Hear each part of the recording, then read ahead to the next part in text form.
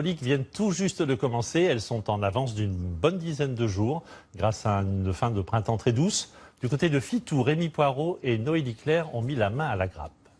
C'est un raisin impatient, des grappes de muscat qui avaient hâte d'être cueillies. Première récolte ce matin, donc dans ce vignoble de l'Aude, avec 2 semaines d'avance. À quoi le raisin est mûr? Il suffit d'une part de goûter les baies. C'est la première des choses. C'est à la dégustation qu'on voit si le goût est là, si le jus, s'il y a l'acidité, le fruit et les sucres. Ce cépage est précoce par nature.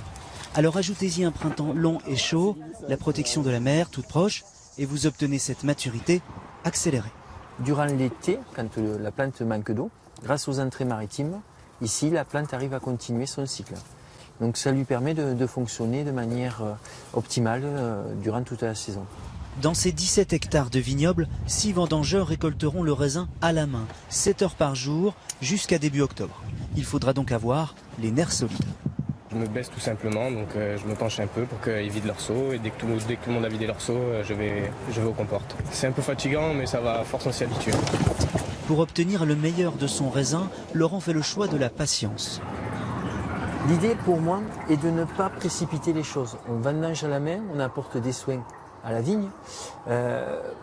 Le pressurage nous permet justement de laisser couler doucement les raisins. Si je veux aller trop vite, je vais avoir des jus de moins bonne qualité. Laurent sortira cette année 50 000 bouteilles environ.